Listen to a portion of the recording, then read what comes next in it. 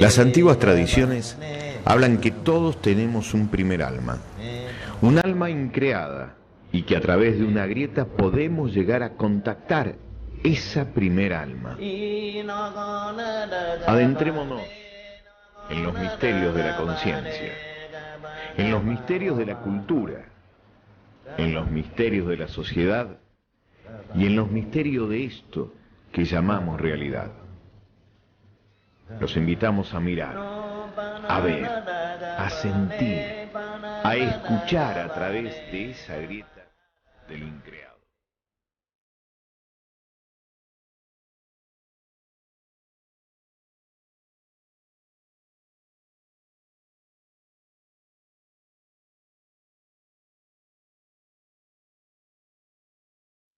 Bienvenidos al programa número 37.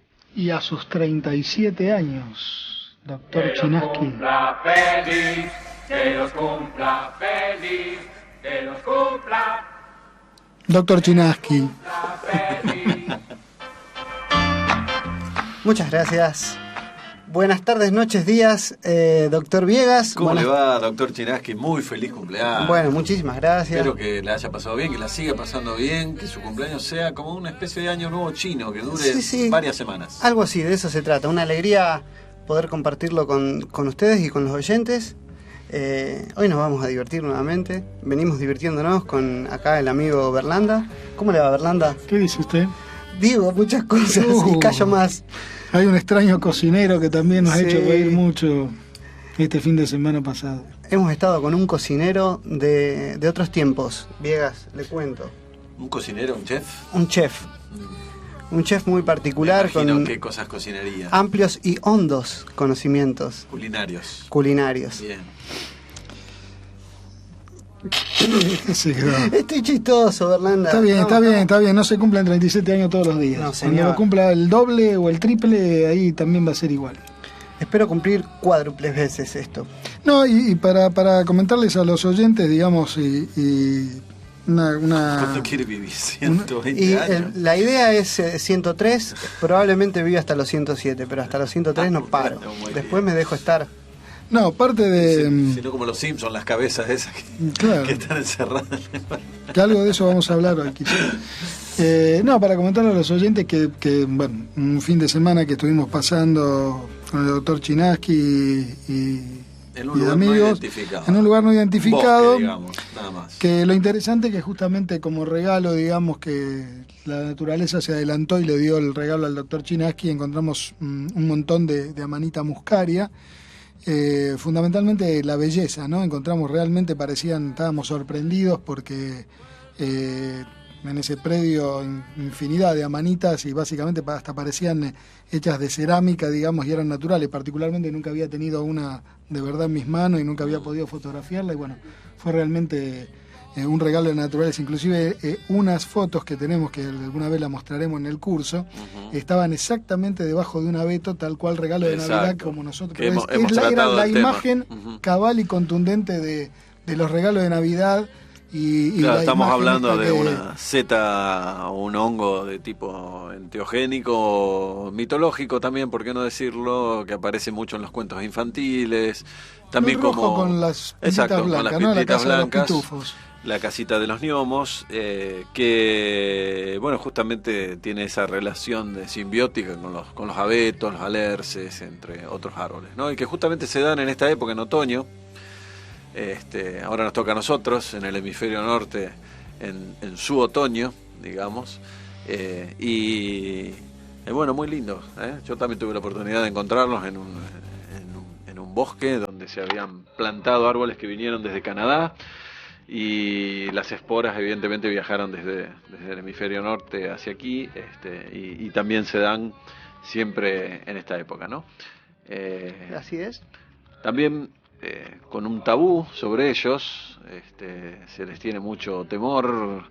También hay mucha leyenda sobre leyenda y en parte realidad sobre como todas estas cosas. El mal uso también puede, digamos, el paso hacia lo venenoso, qué cosa es un alimento, qué cosa es un veneno, qué cosa es un medicamento, está siempre ahí en el límite, ¿no? Depende del uso, depende de la dosis y de todo lo demás. Pero indudablemente la cultura humana ha estado durante 5.000 años, por lo menos, si no más, envuelta en la relación entre los seres humanos y estos hongos, ¿no? Así que Ya hemos hecho algunas referencias en programas anteriores y creo que pronto vamos a tener algunos con referencia a los orígenes de las religiones y la filosofía, preparados probablemente, con referencia al hongo Amanita muscaria. Yo lo único que voy a decir es que me voy a beber toda la orina mía a posteriori y luego le cuento. Así que hicieron una casa fotográfica, digamos. Es una casa fotográfica Sí.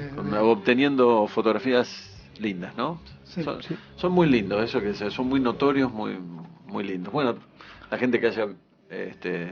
mucha gente no los ha visto nunca, quizás en vivo, en directo, y tiene la imagen de los cuentos de hadas y nada más, ¿no? Lo que pasa es que, ¿sabe qué? Para serle sincero, estuvimos en Alemania. Estuvimos en los Alpes suizos. Claro. Pero, estuvimos en esta época no se dan allá. Pero en el lugar donde estuvimos nosotros estamos en la grieta, ¿ves? En la grieta se da todo lo que uno desea. Meterse. Entonces Bien. podemos viajar a otros lugares y también se puede dar todo lo que deseamos. Por un agujero de Deseamos gusano. quizás Perfecto. eso y no Claro. estuvimos en el Ahí lo dejamos en la primavera, estuvimos en el otoño, En el otoño. de los Alpes Es suizos. que en realidad el viaje fue para dejarlo al desdoblamiento de Berlanda, de origen español, que nos estuvo acompañando a los programas ¿No ve que anteriores. estoy hablando normalmente? Sí, ¿verdad? Ya está, lo dejamos ¿verdad? allá. Lo dejamos allá y de regalo trajimos a las Perfecto. hermanitas. Muy Y el bien. tema de hoy, yo quería empezar con una frase de Kay Thompson, que es un autor que investiga todos los temas o los fenómenos mitológicos, y que la quería utilizar esta frase como introducción al tema de hoy, que dice así: un evento, palabra o imagen es simbólica no por representar otra cosa, sino por indicar más que su significado obvio o inmediato. Y esta frase viene a cuenta por el tema que vamos a tratar hoy, un tema que largamente fue tratado en esta radio durante varios años. Y casi 20. Casi 20 años, que tiene que ver con el tema ovni.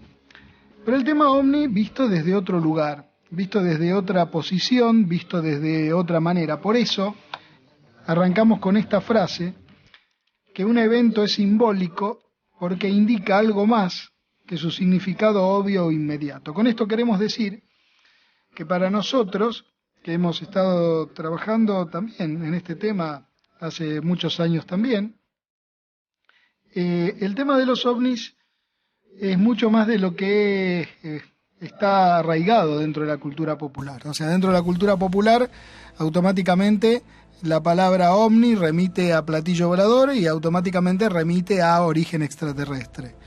Debemos decir que para nosotros esto no es así.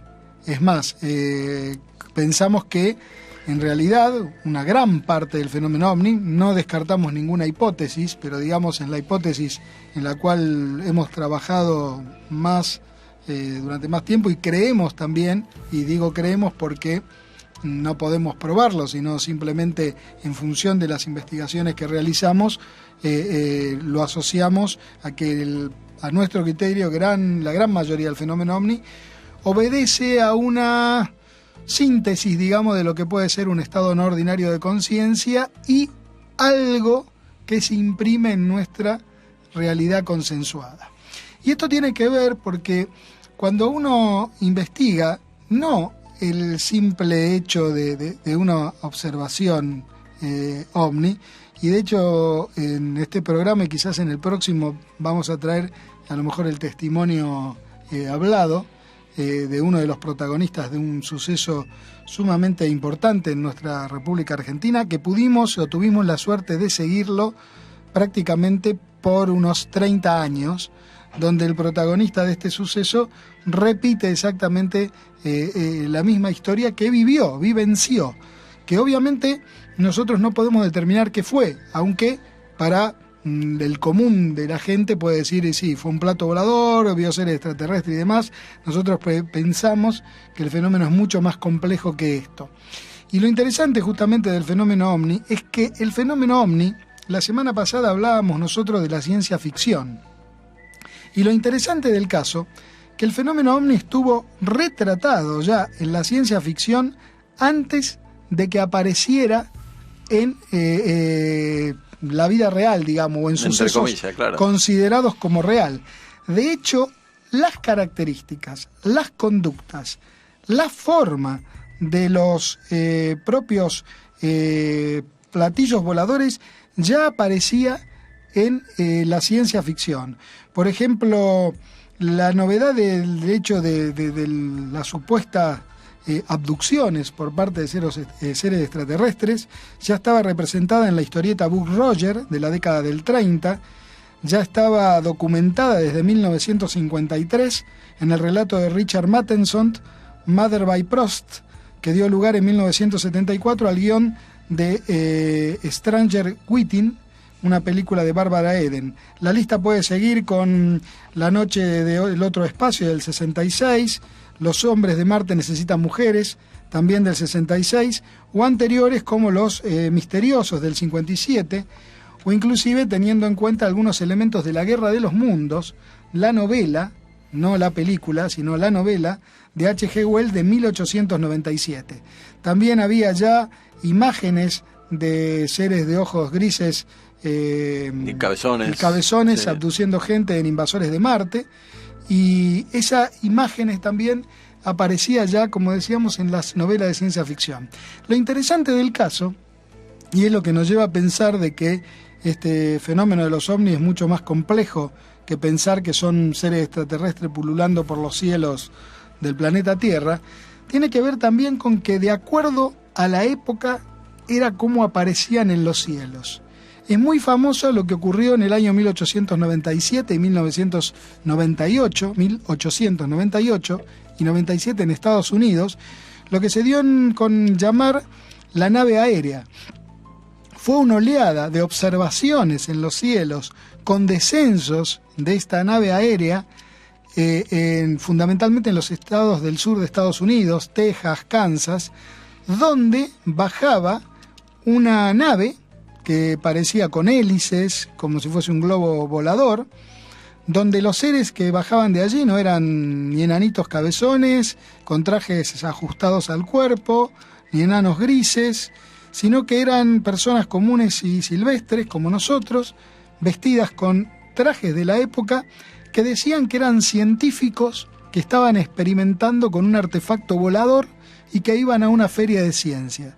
Lo curioso es que esa nave aérea era muy similar a las que ya aparecían en las novelas de ciencia ficción, el Albatros, en la novela de Julio Verne, Robur el Conquistador, y en otras historietas de la época que también aparecían unas naves muy similares a las que la gente veía. Esto es lo raro. Estas noticias aparecían en los periódicos de la época. 1870. 1897, 1898, claro. La principal. No existía el avión. No, pero ya se empezaba a hablar de vehículos voladores que muy pronto iban a surcar en algún momento algún inventor iba sumado a lo que ya estaba en la ciencia ficción. Es decir, siempre la ciencia ficción y en un momento se adelanta también a lo que después la gente ve, ¿no? En un momento también de rápidos cambios tecnológicos que afectó a la conciencia de la gente común, ¿no?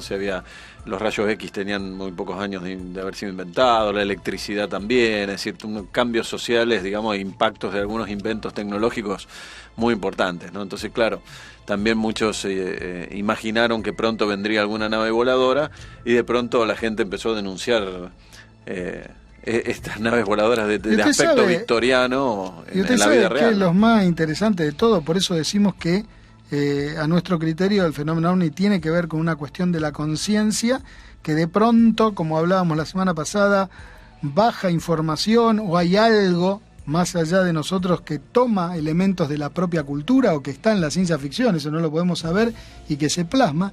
¿Sabe qué es lo más interesante? ¿Cuál fue la observación que dio origen a la llamada omnilogía o ufología moderna y que de hecho se festeja todos los años?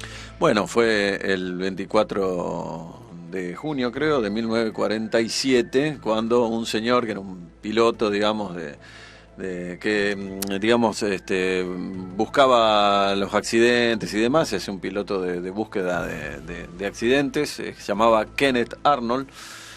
Se dice que volaba sobre las montañas Cascade en Washington cuando vio 9 objetos luminosos en formación en B. En formación en B.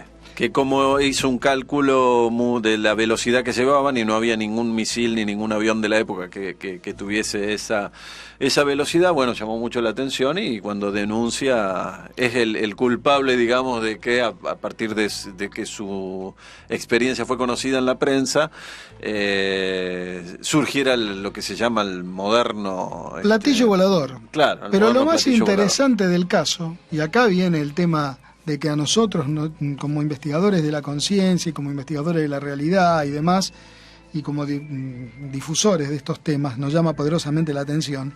La realidad es que Kenneth Arnold nunca vio un platillo volador. Jamás vio un platillo volador.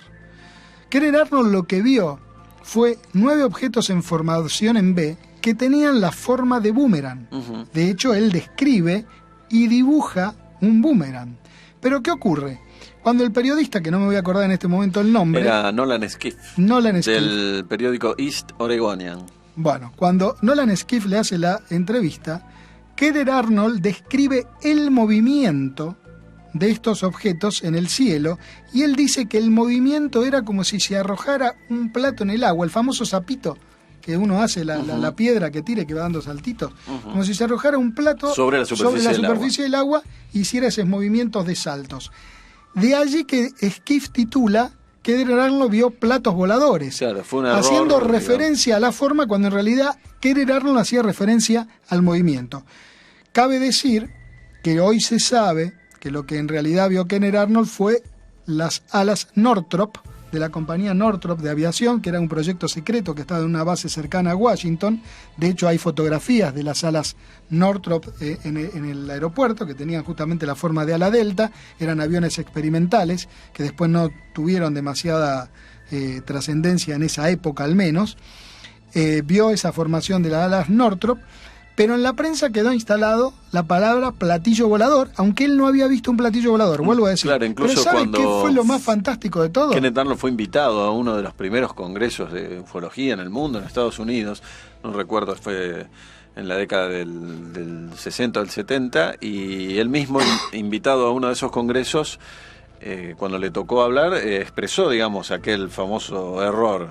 Volvió a contar su historia de lo que vio que tenía forma de boomerang, y que la expresión plato volador le parecía un error, ¿no?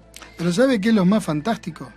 Lo más fantástico no es que se equivocó el periodista Nolan Skiff, que Kenneth Arnold vio alas delta, que para esa época era un objeto volador no identificado, claro, con la verdadera acepción del término.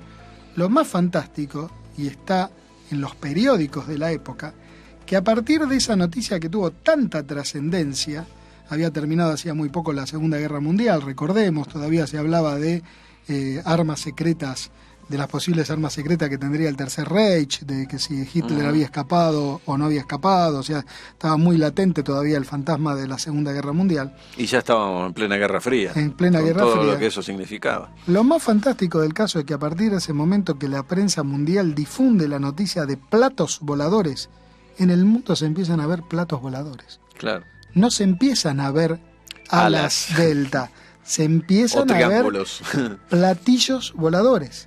Es decir, que es como que esta noticia de impacto mundial pegó en algún lado y creó la forma que después empezó a verse, porque la gente no es que veía ilusiones, veía platillos voladores, y de allí empezó, bueno, las oleadas, y el fenómeno ovni fue avanzando, y después aparecieron los descensos de estos platos voladores, las visiones de seres, hasta que llegaron en la década del 80 las famosas abducciones que siguen hasta el día de hoy. Primero aparecieron en la década del 50 también los contactos telepáticos y los contactos con seres extraterrestres. George Adamski en Estados Unidos fue el primer personaje que dijo haber tenido contacto con un venusino. Esto también fue muy significativo en esa primera década del 50 y el 60. Al comienzo los mismos ufólogos, digamos, temían los primeros narraciones sobre contacto con seres les parecía que era como demasiado fantasioso, ¿no? O sea, hasta es como que llegaban hasta los platillos voladores como casi como vivientes en sí mismos, digamos, sin pilotos adentro, digamos, hasta ahí más o menos llegaban, pero les parecía que era como demasiado fantasioso ya la existencia de relatos donde estos objetos, digamos, ya se relacionaban con supuestos seres extraterrestres. Después, cuando son muchos los relatos que empiezan a aparecer de este tipo, bueno, la ufología también los empieza a tomar como auténticos, ¿no? Sí, y lo interesante del caso, que otra variedad que tiene el fenómeno ovni, por eso está íntimamente relacionada con la cultura humana, íntimamente relacionada con la ciencia ficción, íntimamente relacionada con la conciencia humana, con la mitología, íntimamente relacionada con la mitología, por eso sociedad, cultura, realidad y conciencia, podríamos definirlo íntimamente relacionado con estos cuatro con estas cuatro palabras, es que al principio estos seres extraterrestres decían que venían de Venus, de Marte y demás, y a medida que se va descubriendo que en esos planetas no se podía albergar vida, van ya viniendo de las Pléyades, de estrellas más lejanas, etcétera, etcétera. Que es muy interesante, también va acompañando la evolución humana. Como también es muy interesante ver que en las primeras épocas del fenómeno ovni, estaba íntimamente relacionada las oleadas de apariciones de objetos en distintos lugares del mundo con el acercamiento del planeta Marte. ¿Por qué? Porque se pensaba que los ovnis venían de Marte. Que aprovechaban el acercamiento de la Tierra para estar más cerca, porque se suponía que el viaje era físico, es decir, a través de una propulsión a través del espacio, como nosotros enviábamos los cohetes a la Luna. Digamos. Y después eso desapareció. Cuando Marte empezó a no tener vida, dejaron de aparecer las oleadas vinculadas al acercamiento del planeta Marte. Es decir, que cada vez que la humanidad da un paso hacia adelante, aparecen... el fenómeno ovni también se mueve como si fuese el mito moderno, como si fuesen los dioses que tenían los griegos, los dioses de las distintas culturas. Los dioses de la era tecnológica serían estos seres extraterrestres, cabezones, que van secuestrando gente, donde el fenómeno se va complejizando a medida que va apareciendo, va avanzando en la humanidad. Inclusive podríamos decir que en nuestra época actual el fenómeno se reduce a apariciones de figuras a veces en los campos y a extrañas luces. Es como que va tomando pasó de una forma usted tiene un artículo que era de los ovnis remachados a los ovnis cuánticos. Claro, de los platos voladores remachados a los ovnis cuánticos. Porque básicamente las descripciones de la época, inclusive hasta fotografía, parecían como que tuvieran remaches, y hoy día aparecen como imágenes luminosas, acompañando el proceso, digamos, desde lo que fue la posguerra, la Segunda Guerra Mundial, los aviones remachados y demás, a lo que sería la posmodernidad, la era actual, digamos, justamente de la era cuántica, donde hasta parece que la física misma y todo lo que percibíamos como material, como duro, como el átomo indivisible y demás, al revés. Ahora sabemos que todo es energía, que en la intimidad de la materia, que creíamos que todo era tan como un ladrillo, digamos, duro y firme, simplemente estamos hablando de puro vacío en el espacio, casi todo vacío, y fuerzas energéticas que se mueven a grandes velocidades y fluctúan, ¿no? Entonces, esta necesidad también de la cuestión espiritual y demás llevó al cambio de la misma imagen del ovni, que hoy es una especie de luminosidad que ni siquiera necesita de seres, digamos, que bajen de un armatoste para comunicarse trasladando algún mensaje, sino que directamente los mensajes son telepáticos y los puede recibir cualquier persona, aunque no se mueva de su casa, ¿no? Entonces ese es el cambio cultural. Trajo aparejado también la transformación del mismo mito, ¿no? Que podríamos decir que es un mito viviente, ¿no? El mito, digamos, hablando de mito viviente. Cuando muere se estudia, ¿no? Pero cuando está vivo se siente desde adentro, no es mito todavía. No es mito, claro. Tengo un caudal de preguntas que se me vienen a la cabeza, los escuché muy atentamente, pero la primera, que tal vez me gustaría compartirlo con los oyentes, los tengo acá, me pongo al costadito, tengo ganas de entrevistarlos. Tal vez después del tema, queridos trekkies, a mí me gustaría saber cómo fue, porque realmente ustedes, como vos lo decías, Diego, lo vivieron en carne propia, en primera persona, pasar de ser investigadores ufólogos escépticos, si mal no estoy. No. ¿Así era? No éramos escépticos. ¿Cómo era el término apropiado, Berlanda? No, nosotros éramos investigadores del fenómeno OVNI, que cuando llegó un momento, que en algún momento allí lejos y hace tiempo, cuando teníamos grupos desperdigados en la ciudad de Rosario, a Diego se le ocurrió juntarnos a todos los que éramos grupos de una sola persona, en un solo grupo, que fue el CIFO, Círculo de Investigadores del Fenómeno OVNI. Estaba nuestro querido amigo Luisito Pacheco, que le mandamos un saludo desde aquí, también, que formaba parte de otro de los grupos. Nos nucleamos en el CIFO, investigamos el fenómeno OVNI y empezamos a darnos cuenta que el fenómeno OVNI iba por esta dirección cultural, y creamos una corriente que se llamaba ufología racional, que en realidad el verdadero término debería haber sido irracional, desde el punto de vista filosófico, filosóficamente hablando. Sí, Alguna vez sí. lo discutimos también, ¿no? Sí, porque en cierta forma era adecuar este campo, esta supuesta disciplina moderna, la omnilogía, a las pautas del nuevo paradigma científico. De eso se trató, ¿no? Entonces, de alguna manera Costaba que y cuaje. sí tuvimos un costaba problema, muchísimo. porque digamos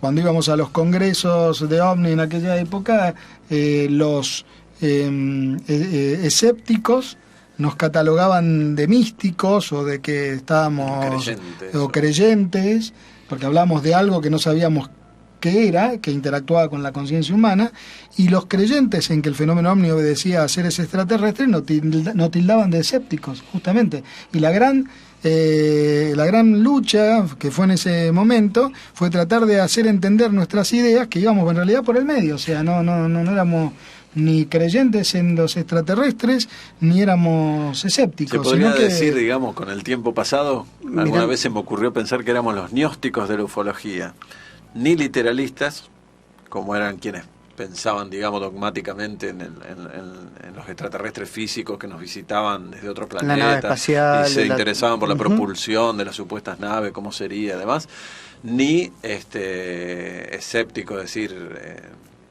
no creyentes, digamos. Si trasladáramos términos desde la historia de la religión, o desde las religiones comparadas a la ufología, nosotros seríamos ni literalistas ni no creyentes, digamos, escépticos. Éramos los gnósticos de la ufología. Para nosotros se podía prescindir del OVNI, y estábamos hablando de eso mismo, que es el reino de lo trascendente y de lo transpersonal. Ahí está, esa es la pregunta que le quería hacer.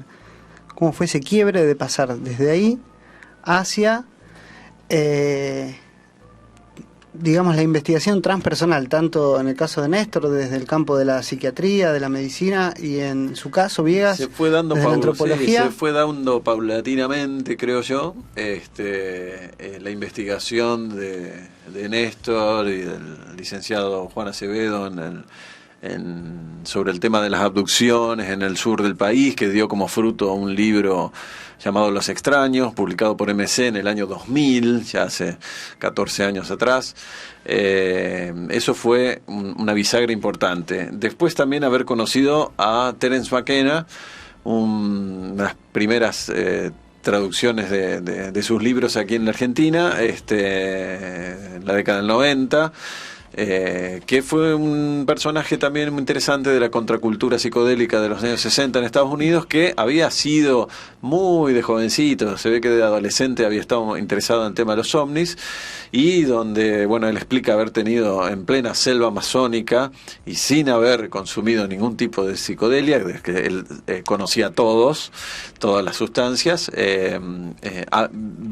digamos, haber tenido la experiencia de ver un platillo volador. Néstor explicó que digamos, el error famoso del tema del plato volador, y él ve un plato volador y dice que en ese momento él no estaba con su conciencia, digamos, alterada por ningún tipo de sustancia, y como conocía todas las sustancias, podía, la experiencia, digamos, de los efectos de distintos tipos de sustancias, podía afirmar, digamos, que lo que vio en el cielo no tenía nada que ver con las diferentes experiencias que se tenían en esos estados. Básicamente... Entonces, muy interesante, ¿no?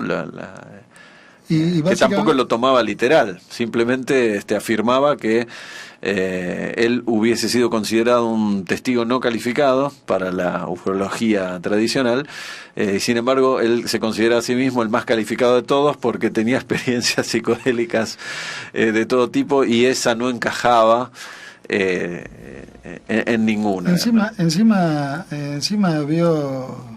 Sí, un ovni bien tipo... Vio la nave nafkiana, por decirlo, para aquellos que tengan idea, digamos, claro, de la historia de la ufología. Contestándole al doctor Chinaski, también lo que él decía, básicamente llegamos a investigar la conciencia porque con el tema ovni, la investigación común, digamos, de buscar, en realidad nunca investigamos ovnis, tal cual lo había dicho el astrónomo Joseph Allen Hynek. No se investigan ovnis, sino informes de personas que dicen haber visto ovnis. Entonces, lo que nosotros investigábamos en realidad eran relatos. Claro. Relatos de personas que decían... Exactamente como un antropólogo o un sociólogo. Exactamente. Investiga relatos de gente. Y el punto fue que justamente pensamos que la manera clásica de ver el fenómeno ovni no íbamos nunca a llegar a nada. Entonces pensábamos que el fenómeno ovni tenía que ver con la conciencia y con algo que estaba más allá de la realidad, o la realidad más ampliada, si queremos decirlo de alguna forma.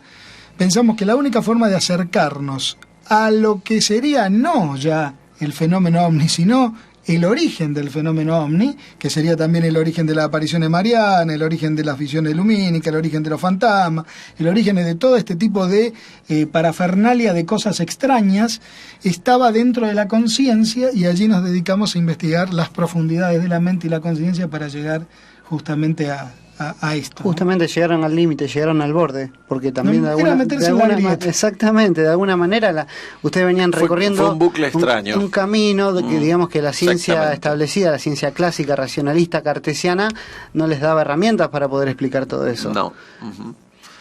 Así es. Trekkies. Sí, perdón. No, por eso digo que este tema, desde este punto de vista, está íntimamente relacionado con lo que es la conciencia y lo que es esa grieta de lo increado y la otra realidad, ¿no? Bueno, vamos a ir al tema de la media hora. Y después vamos a comentar entonces un caso muy interesante. Me gustaría. Investigamos, como dijo Néstor, me gustaría. Lo seguimos durante 30 años. Así es. Bueno, vamos a escuchar en este mismo momento, a modo de regalo de cumpleaños, así como escuchamos a la banda Black Sabbath en una intro especial para este programa, les voy a regalar uno de mis temas favoritos de la banda Weezer. ¿Cómo impactan los fenómenos culturales en nuestra sociedad? Reflexioná con nosotros en La Grieta de lo Increado.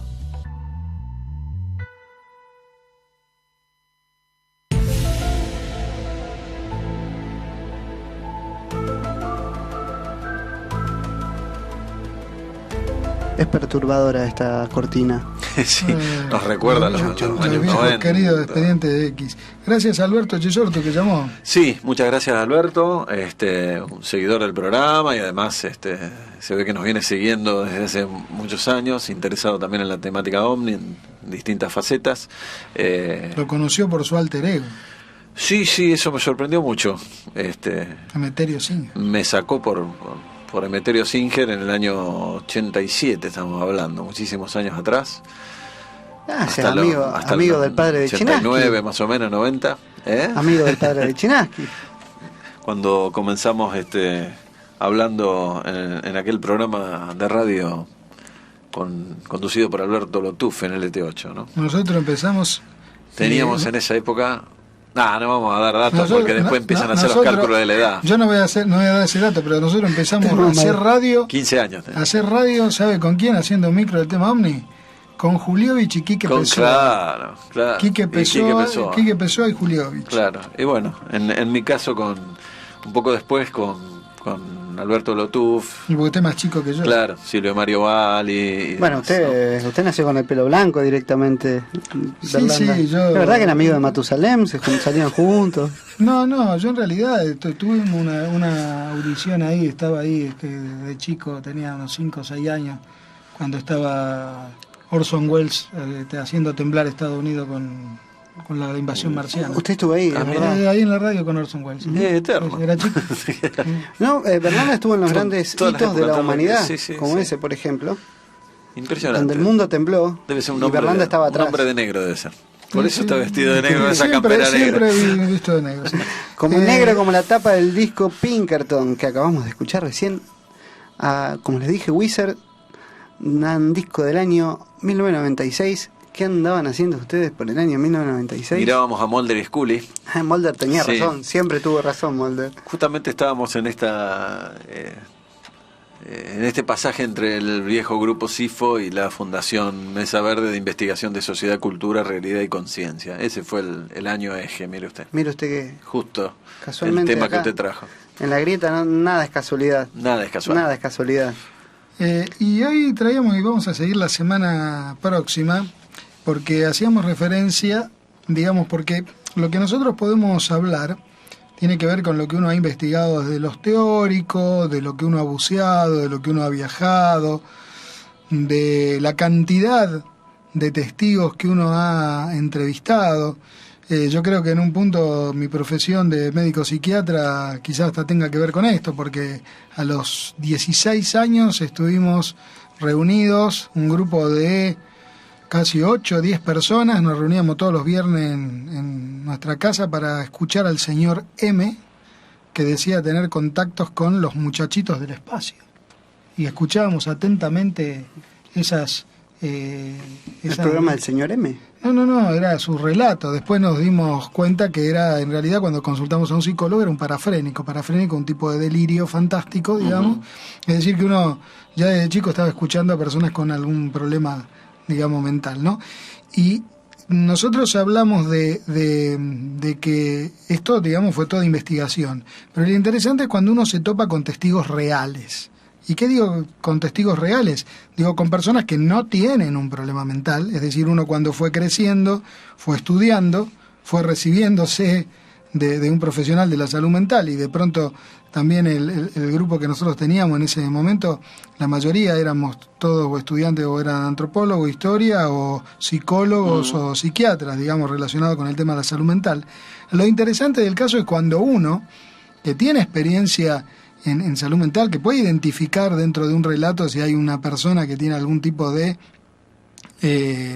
alucinaciones, por ejemplo, o una psicosis y demás, se encuentra con personas que le relatan algo extraño, pero no está enfermo. No es una alucinación, no es un sueño, no es una mentira, no es una imaginación, sino que es una vivencia de un hecho anómalo, de un hecho extraño, que no solo sacude la vida de esa persona, sino que lo cambia, que lo modifica.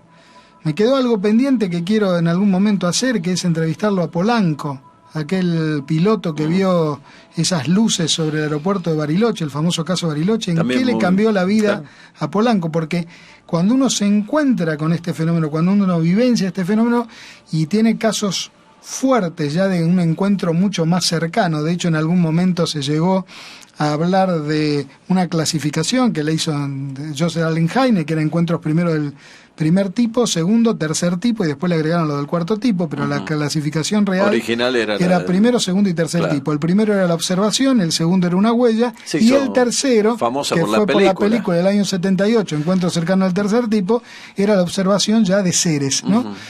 Y lo importante es cuando uno tiene estos encuentros ya cercanos del tercero, cuarto tipo, o lo que fuese, el relato es sumamente impactante porque uno está con una persona que no soñó, que no miente, que no imaginó, sino que vivió algo anómalo y que le cambió y le modificó la vida. Y mucho más cuando de pronto tenemos la suerte de haber seguido un caso, que en realidad este caso fue investigado en su primer momento en el año 78, creo, 77. 78. Por Raúl Bertolini, por y Américo Lumeli del SIC de Venado Tuerto. Ellos fueron los que dieron a conocer este caso al mundo, y digo al mundo porque fue también publicado por investigadores de la talla de Jacques Vallée, un francés que vino viviendo en Estados Unidos, que publicó libros y vino a Argentina a investigar este caso, y nosotros pudimos continuarlo en el año 87 en Rosario, y después lo vimos también antes del 87 en el año 85, y hace 2 años, 2010, en 2011, merced al trabajo de la ayuda de un detective privado, el señor Sandro Galazo, también oyente ha sido también del oyente programa, de la Grieta, gran amigo, pudimos ubicar a este testigo principal viviendo en un lugar distinto donde se había producido el suceso, y que casi con 40 años nos relata exactamente el mismo testimonio que tenemos grabado cuando tenía 22 años, prácticamente con punto y coma, la vivencia, inclusive tiene una marca, nos mostró la misma marca, y sitúenos un poco. Vamos a traer el próximo programa algunos pedazos del relato de ahora, para que lo escuchen los oyentes en viva voz, digamos, al propio testigo, ¿no? Sitúenos un poco en esto, digamos, doctor Viegas. Sí, efectivamente, obviamente, de la cantidad de casos que en su momento estudiamos o que nos llamó la atención, y de la cantidad también de relatos de tipo mitológico y demás que hemos debido también estudiar en nuestra carrera como antropólogos, en mi caso, culturales.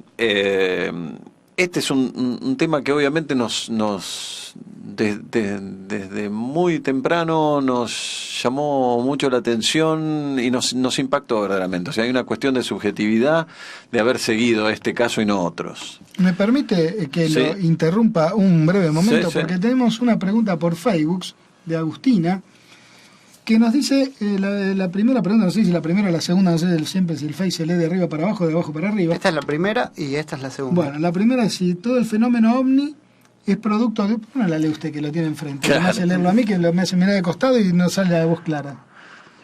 Esto está lleno de ñomos, Berlanda, no se puede hacer un programa así. Es verdad. Abra la puerta, Viegas. Bueno, ahí abro. El más chiquitito se está ahogando. Dos preguntas de Agustina Echeverría, una oyente que nos escucha siempre. Pregunta, primero, ¿todo el fenómeno ovni es producto de un proceso cultural que alguien está, entre comillas, aprovechando? No, como dijimos, a nuestro criterio, bueno, es nuestra idea, una parte, quizás una gran parte del fenómeno ovni tenga que ver con un proceso cultural u otra cosa de origen desconocido que interactúa con la conciencia humana y que se mezcla y que utiliza la cultura, digamos, como proyección, por decirlo de alguna forma. No sé si soy claro en esto. ¿Que alguien puede aprovecharlo? Sí, porque de hecho en el año 45, 46, con la difusión del fenómeno ovni, también se sabe hoy día que se utilizó, por ejemplo, para que, como la guerra recién había terminado, para que la gente estuviese mirando los cielos por las dudas que no hubiese algún avioncillo o nave secreta nazi dando vuelta por ahí. Y al día de hoy también. O sea, de hecho se sabe que en la famosa Área 51 se probaron aviones experimentales y se le daba, era preferible pensar o que la gente piense que son naves extraterrestres y que no son proyectos secretos. Desde ese punto de vista, sí, pero no todo el fenómeno ovni, sino a nuestro criterio una gran parte del fenómeno ovni. ¿Y la otra pregunta? Otra pregunta que alguna vez también se la he hecho. Entonces, ahora los dos, después del recorrido, ¿el fenómeno ovni qué lugar ocupa hoy en ustedes? Ocupa un respiración lugar. Honda, eso es amor, claro, dígalo, claro. Hay que pensar un poco esta pregunta porque también hace a nuestra vida, por supuesto. Claro que sí, seguro, sí. Los investigadores y en ciencias sociales, me imagino también mucho más en la psiquiatría, como médicos, ustedes dos, tiene mucho que ver lo subjetivo, digamos, en cuanto a la elección de la investigación y en cuanto al objeto de estudio, digamos, que son sujetos también, igual que uno, ¿no? Entonces, ahí uno va con todos sus prejuicios, con toda su... Y en este caso también nos toca una historia de vida, en primer lugar. ocupa un lugar importante porque aprendimos mucho con el fenómeno OVNI, ¿no? Por más que era un tema marginal, sigue siendo un tema marginal a las ciencias, ¿no? E incluso a las ciencias sociales, ha sido un tema marginal, lamentablemente, ¿no? Porque es prácticamente un mito en formación que pasó de largo de la mirada de muchos intelectuales que estaban en otra cosa, ¿no? Cuando tenían justamente un mito ahí en plena formación en pleno siglo XX. De cualquier modo, sigue ocupando, digamos, no tan el lugar de importancia central que tuvo en algún momento de nuestras vidas, pero sí como una importante, digamos, referencia que tiene que ver con la conciencia, con la sociedad y con la cultura. Y con la interacción entre la sociedad, la realidad y la cultura. Particularmente, en mi caso, empecé a investigar el fenómeno OVNI a los 8 años, juntando recortes de diarios. Claro, como empezábamos todos. Y la curiosidad que me despertó el fenómeno OVNI fue lo que me llevó a leer primero los monumentos de la antigüedad, o sea, los primeros viajes que tuve la oportunidad de hacer. Uno iba a buscar las huellas de los extraterrestres que veía en las películas de Erich von Däniken, que después uno se dio cuenta que de extraterrestre nada, y sí de grandes culturas de la humanidad y gran apertura de conciencia y gran sabiduría de estas antiguas civilizaciones, ¿no? Pero me llevó a que uno pudiera empezar a leer, a investigarse. Ahí fue cuando a los 8 años creo que me casé con el misterio. Me casé con el misterio y no lo abandoné definitivamente. O sea, yo me casé 3 veces, 2 veces me separé, o sea, me separé 2 veces de mujeres, pero del misterio no. Del misterio me casé a los 8 años y sigo casado con él, y me llevó a investigar cosas cada vez más profundas, interiorizarme cada vez más profunda, y de hecho en la misma profesión uno siempre anda en el borde, ¿no? Porque estos temas que nosotros investigamos, los estados ordinarios de conciencia, las plantas sagradas, la medicina tradicional, es un tema border dentro de lo que es la ortodoxia de la ciencia, ¿no? Uh-huh.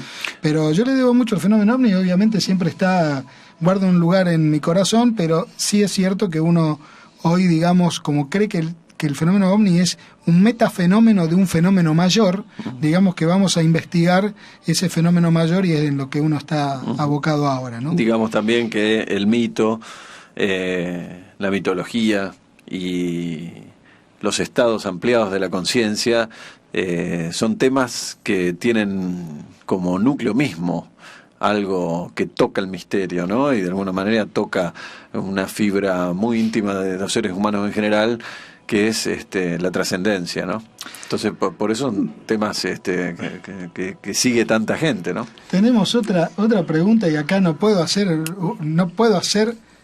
no hacer una mención, pero la vamos a contestar en el programa próximo porque la pregunta está buena, pero no puedo hacer mención, y yo le voy a decir una palabra y usted me va a contestar quién es.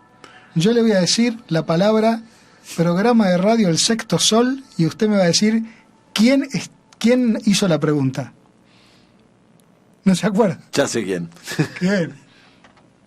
Cosolito. Nuestro gran amigo, Gustavo Cosolito, con el cual tuvimos la suerte de hacer, no me acuerdo cuánto tiempo ni cuántos programas era, pero tuvimos la suerte de hacer radio con Gustavo, que preparábamos los programas. No me diga que Gustavo está ahí. Está del otro lado en Face, haciéndonos una pregunta a los dos. Así que un gran abrazo, Gustavo. También un gran abrazo a nuestro otro gran colaborador amigo de nuestro anterior programa de radio hace tantos años atrás, La Casa del Centauro también, sí, por supuesto. Cosolite.